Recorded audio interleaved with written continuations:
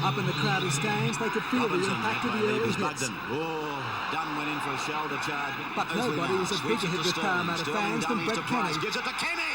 Kenny! Scores in the Paddington Hill corner! First try of the Maker semi. Cronin from the sideline makes a magnificent conversion. Looks okay. They look at it, the touch judges. It's a goal for Michael Cronin. The Eels' back line was troubling the life out of the Bulldogs, but the biggest headache was Sterling. Ella! It's a try for Parramatta's Steve Ella. 12-0, Parramatta's back line got the third. It was Cronin who kept the movement alive. Pops it out the back for Ray Price. On to Sterling. Sterling zips inside. The ball goes away to Ella. If he can pass it, they'll score. Dunn comes at Chalmers. He's too good. The Bulldogs had their best scoring opportunity late in the first half, but Kenny stopped the movement dead in its tracks. Who was that? Kenny. Before Parramatta's next try, Ray Price's head was in a spin following a heavy tackle. But when he eventually played the ball, it was another Eels 4-point. Blurry! Easy! All the Bulldogs could hope for now is a face-saving effort. But even Terry Lamb had fallen on lean times, while Kenny couldn't do a thing and you wrong. can forget about it. As I said yesterday, with Gary Schofield, thank you linesman, thank you ball boys. Brett Kenny scores his second try. 24-0. It was Laurie and Chalmers who brought off the try. Chalmers will score. Yes! 6 minutes out from full time, the Bulldogs score a pace-saver, but judging by Farrell's reaction, it meant little. 28 points to 4. National 9 News. Ella was back to his zips at best, and with Kenny and Sterling cut up the Bulldogs in the back line. The ankle injury is an old one, and it was only through the fortnight's break that had him fit enough to take the field yesterday. To make the grand final, he's going to need the same intensive treatment in the next 14 days. No, there's no break. It's just a strain like I done against Manly a couple of weeks ago. What did throw a big scare into the Parramatta camp was the tackle made on skipper Ray Price in the second half. It was a bone crusher, and he appeared to be in a lot of distress. Following several minutes treatment, he resumed play, but a couple of tackles later reluctantly left the field. Today, he felt better, but didn't look it. Woke up this morning, it was just it felt as though it was just muscle spasms down the back, starting to tighten up. In all probability, Sunday week's grand final will be Price's last game of football, and as a captain, hopes it will be a winning exit. I'm one step closer to getting a goal that I've chased for a long time, and this can help me get it. Meanwhile, Sunday's finalists Balmain will know the fate of their star forward Steve Roach in around an hour's time. Roach was cited by the league for headbutting during Saturday's semi-final against Souths, and like Mario Fenech, will face the league judicially. Ken Sutcliffe, National 9 News. Stephen Folkes can make attack a very painful experience for the opposition. But without the likes of him, David Gillespie and Peter Kelly, the mortar in the Bulldog brick wall has become a little flaky. In particular, no Gillespie Folkes patrol around the rucks was good news for Parramatta. As far as David and myself are concerned, I suppose we provide a bit of the sting in defence, and I think maybe we lacked a little bit of that last week, plus a bit of speed of the defence line. So, yeah, I guess it's a big hole in the team, and it'd be a big hole in any team, I guess. To plug the gaps, Folkes has been working hard in his Canterbury Bankstown Fitness Centre to get the ankle right. Whether patience and high technology has done the trick won't be known until tonight. It is a very hard decision. I haven't as yet made it, and probably tonight I'll sit down with Warren and have a bit of a chat about it and try to do something that's the best for the team and the best for myself. It's not so much the fitness, but more the form of Terry Lamb Canterbury are worried about. Moments like this last weekend left the little man hating himself.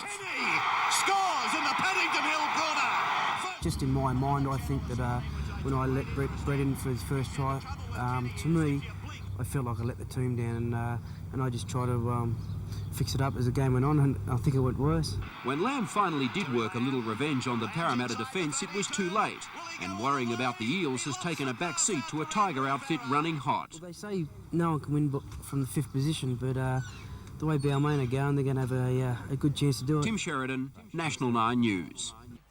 At 21 years of age, Paul Langmack is about to play in his third, and despite suffering concussion yesterday, Sunday 3 p.m. can't come quickly enough. You know, you think of, say, Steve Rogers, such a great player. He's played Test matches and captain Australia and that, and he's yet to play in a wing first-grade side. It's doubtful that anybody enjoys a Canterbury try more than this on-field chatterbox. The number 8 with the black headband can't hide his elation and is always among the first to congratulate a teammate. 13 players out there, and if I score a try, really I'm scoring for them, and if they score a try, it's for the whole team. So when we score, it's a team effort and team satisfaction. Many regard Langmack as the heir apparent to Wayne Pearce and Ray Price. Over the last couple of weeks, the young lock has added to his already impressive credentials with a couple of well-crafted tries. On the other hand, nobody finds losing as distasteful as Langmack. He approaches the game with the same intensity as Price, but it never gets out of hand. His sense of fair play was never more evident than when Parramatta's Terry Leabeater swallowed his tongue after a Langmack tackle. Paul's prompt action avoided a nasty incident. I knew he was in a bit of trouble, so common sense prevailed there. But you know, you go out to, you don't go out to make friends on the football field. You go out to win games and I'd say hurt the opposition, but you don't go out to maim them. Ken Sutcliffe, National 9 News. Just as competitive against Terry. Lockouts seem to be the coach's security blanket at this time of the year. They just don't feel comfortable without them, despite what they achieve, if anything. There's no doubt Ryan's got a problem, almost as tough as his stake. Aside from poor form and injuries, the Bulldogs don't need to be reminded that Balmain have beaten them twice this year and did so convincingly. A big dummy, a huge dummy, If there and is to goes be a on form to reversal, score. much depends on Captain Steve Mortimer.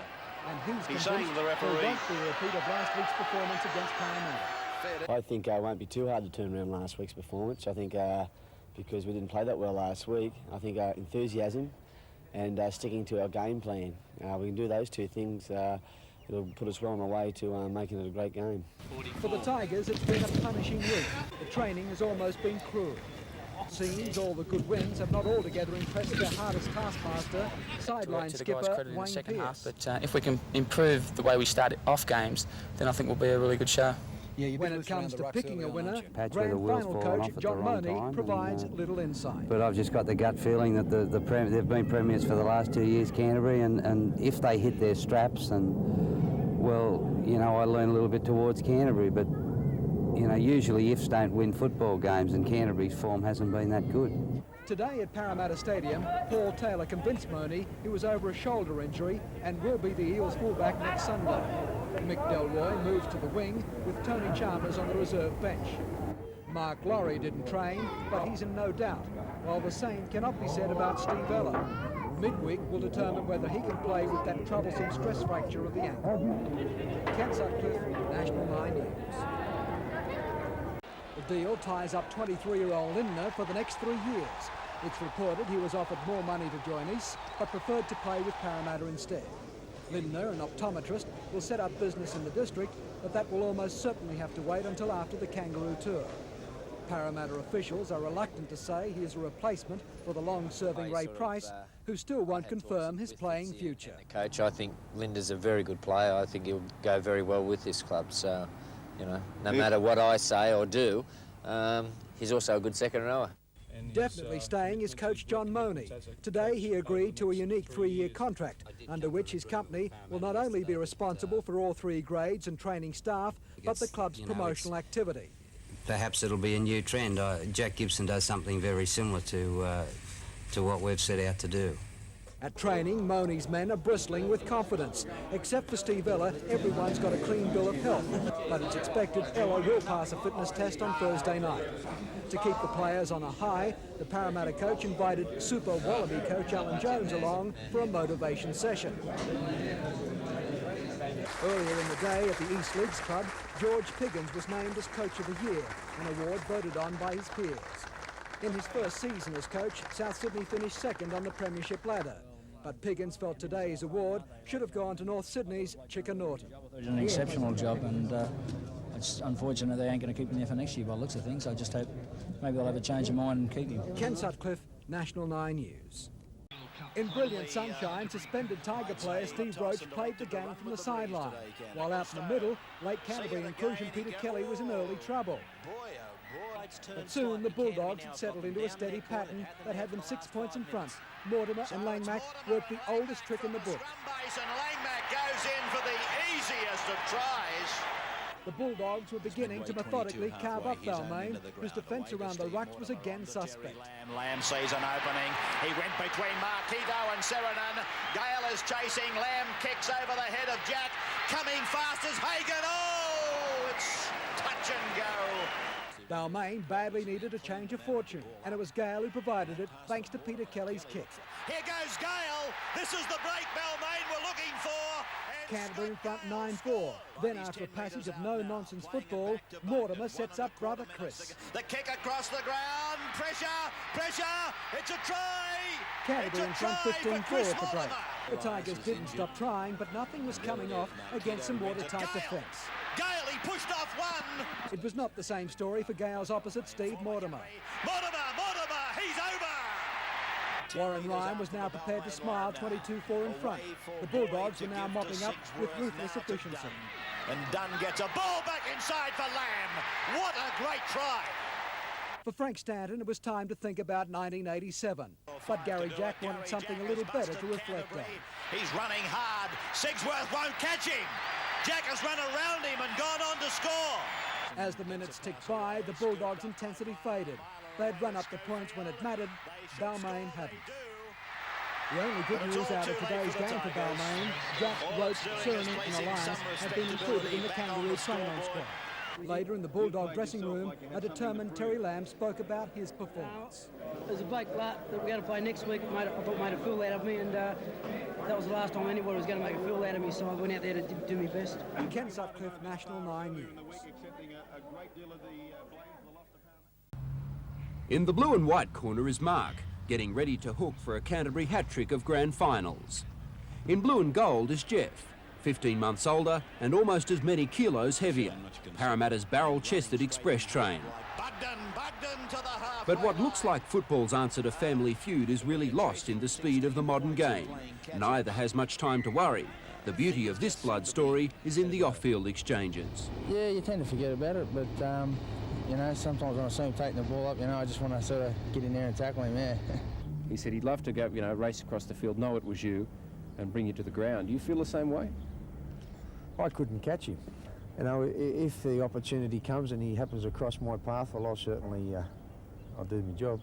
They meet as first-grade league opponents perhaps 4 times a year. Canterbury players, including his brother Mark. But as in most cases like this one, the rivalry began as long ago as the childhood backyard. Yeah, it does for sure. I owe him a lot, though, from when I was a young bloke. You reckon you owe him a few hidings? Yeah, a few beats around there. He's given me a few any time. Oh, I don't know about that. He's always, I suppose, the better look, and he always got the most women when we were younger.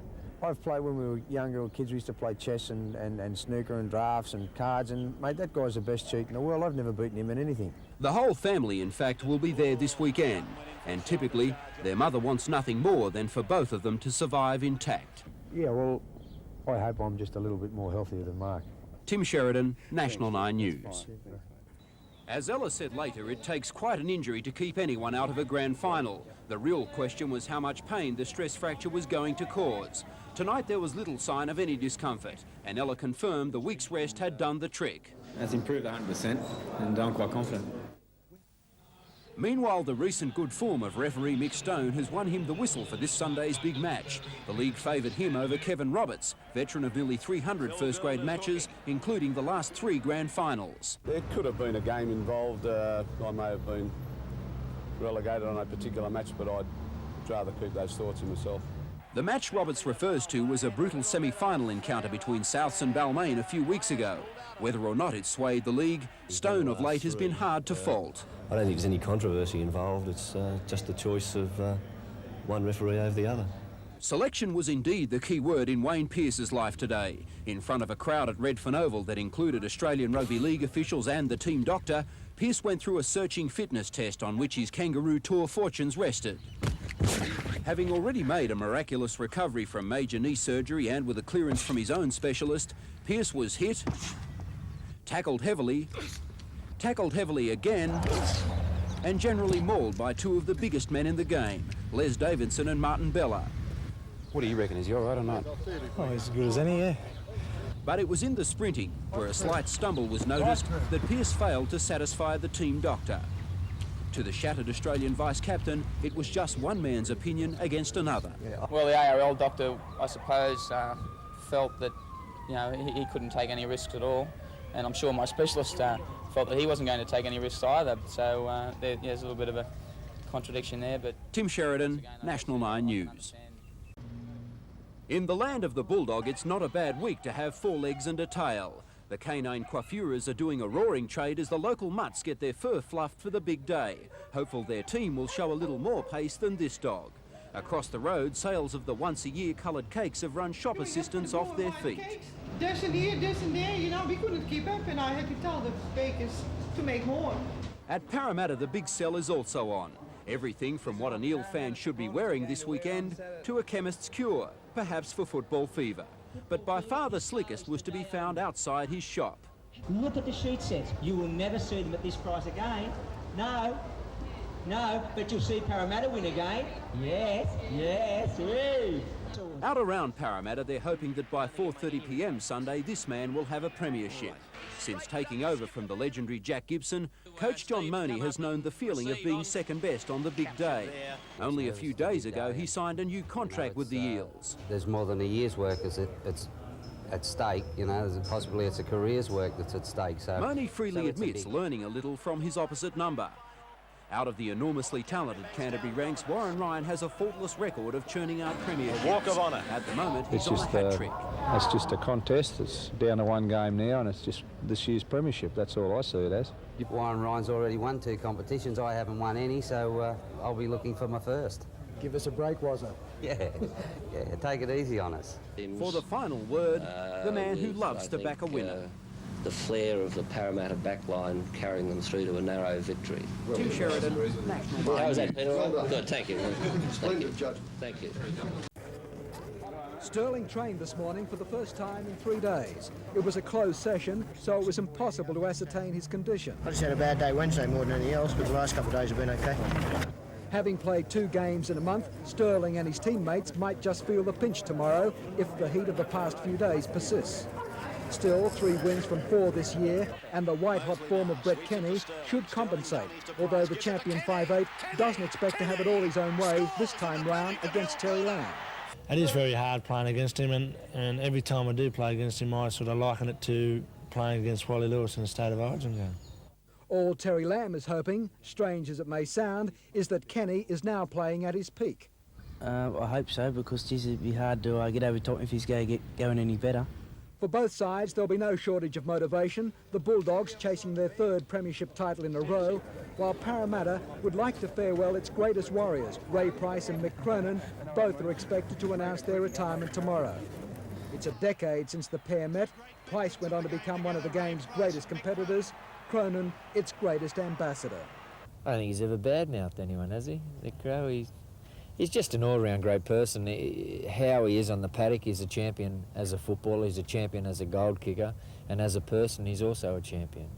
If Sydney's league coaches are correct, Cronin and Price will have the perfect farewell, the healthy majority going for an Eels win.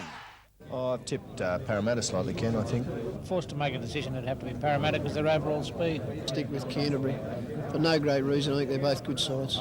Parramatta have the best lock, half 5'8" in the world, and Canterbury have the 2nd best half lock and 5'8" in the world, so the best will win, that'll be Parramatta. As final preparations went on at the SCG for tomorrow's spectacular, league officials are confidently expecting a crowd of 50,000. For those with unreserved seating, gates open at 8:30, so you'll need to be early for a bird's eye view of the big game. Ken Sutcliffe, National 9 News. Overnight, the weather changed, and what had been a cracking Saturday turned into a pretty bleak old Sunday.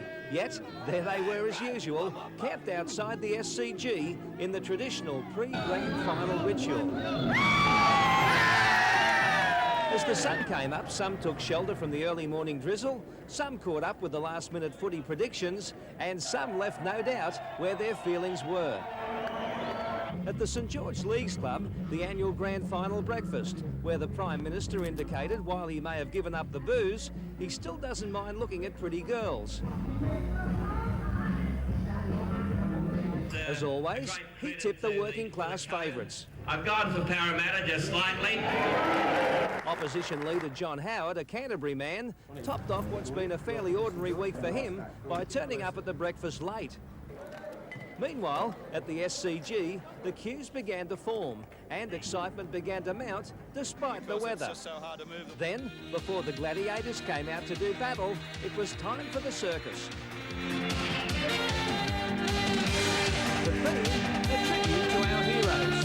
The great Arthur Summons and the mighty Norm Proven.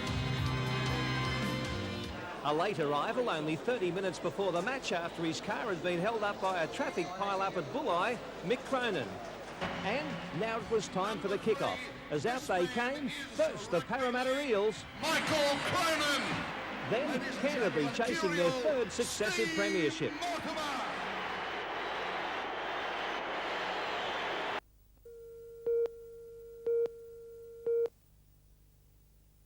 Or under 23. For Mick Cronin, it proved a nervous start, missing two easy penalties. In front, and he hits it ordinarily. It bounces back into the field of play. Fullback away to Kenny. Kenny on to Cronin. A short ball for Ella. Ella to Delroy. Delroy, oh gee.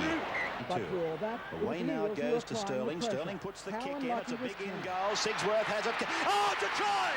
It's a try! No, he said no try. As usual, Price was in the wars. He recovered, so Kelly and Farah had another go. As a result, the Canterbury prop was sin bin. He's put Kelly in the bin for 10 minutes. Right on half-time, Cronin got the scoreboard ticking there over. He goes. That looked better for Cronin. He's got it! Yes! Michael Cronin! Parramatta 2 in front. Then into the second half, another Kenny near thing. Kenny! There's no try! Referee Stone ruled a double movement. Canterbury was struggling. And also Mortimer made a burst. Steve Mortimer goes from dummy half. He's put his foot down. He kicks over the top. It'll be a penalty, I believe, for Canterbury, right in front of the uprights. While Terry Lamb was setting up the penalties, Steve was receiving instructions from coach Warren Ryan in the stands. The Bulldogs levelled the score. Terry Lamb gets the penalty goal for Canterbury. If this was to be Price's last game, some Canterbury players were going to make sure he remembered. Oh, Price! From the penalty, Cronin brings up 2001 points for Parramatta. It's a goal for Cronin, it's a goal for Parramatta. Then, just as Canterbury began to make inroads, a major blow. Sigsworth is sent off with 13 minutes remaining. He sent him off! But the Dogs were not out of it yet. Blindside, oh, they're not over. They're into touch. With seconds to go, Canterbury were applying enormous pressure. Terry Lamb had a chance to level the scores. With the ball, it's no goal. Up until full time, Canterbury was still pressing the Parramatta line. He's tackled. Then at last, the full-time siren. Parramatta have won the grand final. Fittingly, it was Price and Cronin who occupied the spotlight. Sundry to give their final blessings to. Should it be the last time they wear football jumpers off the Sydney Cricket Ground? I've got a feeling with the victory that will be it. I have a feeling the pictures you just saw. The Prime Minister. Especially by Webber. Almost playing second fiddle were the rest of the year. But it was they who were very much responsible for giving the old Warriors the send-off they dreamed of. It weighs a price to leave the Sydney Cricket Ground arena National 9 prior to any of them. Well, they won it in style, and by the looks of things, Parramatta are set to celebrate it that way. When they finally made their way up to a packed dressing room, the fans were there to provide the welcome. Against the joy of their fourth premiership is, of course, the retirement of two of the game's greatest players, Mick Cronin and Ray Price. To me, it's the only way to finish. It was the only goal I haven't got. I've achieved every goal I set myself this year. I have a lot of fond memories, but at the moment, I couldn't have asked for anything more. And, of course, for John Money, the sensation of winning his first premiership. We've won the Rugby Union Grand Final, and we've won the Rugby League Grand Final, and, you know, everybody out of Parramatta can be proud of the club. You know, I just feel elated at the moment. The Eels will celebrate long into the night, but maybe not the Bulldogs. It's the second time Warren Ryan has had to face being second best on the big day, but for him, there's always next year. Tim Sheridan, National 9 News. In many ways, it was a team that virtually picked itself after the successful Test series against New Zealand. The only major omissions being Penrith's Greg Alexander and Manly's Mal Cochrane. For Captain Wally Lewis, there was one standout selection. Well, I have liked the look of Les Davidson all year. I thought he was a very tough bloke.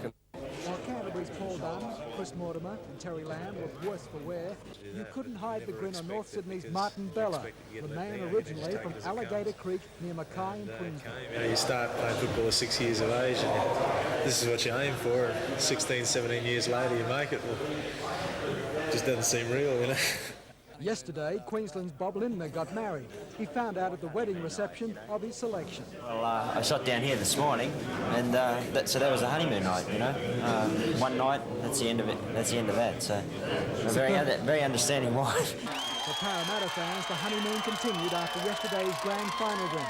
Last night, thousands gave their heroes a noisy welcome at the Leagues Club. And men of the moment were Mick Cronin and Ray Price, who seemed lost for words as the crowd roared. Only a couple of hours earlier at the SCG, the pair announced their retirement. For the first time, Price only just got it out, taking back the team. Thank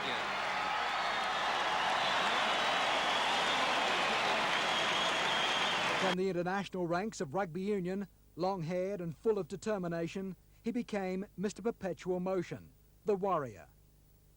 For 11 years, it was all or nothing with the Eels, then with New South Wales and Australia. Cronin joined Parramatta a year later in '77, a shy publican from Gerringong. He went on to become the game's ambassador, a selfless player and a point-scoring machine. Pricey and the Crow launched the Eels into its greatest era, and it was probably fitting Price at 33 and Cronin at 35 go out winners. They often said rugby league owed them nothing, but it did owe them that. Hence up to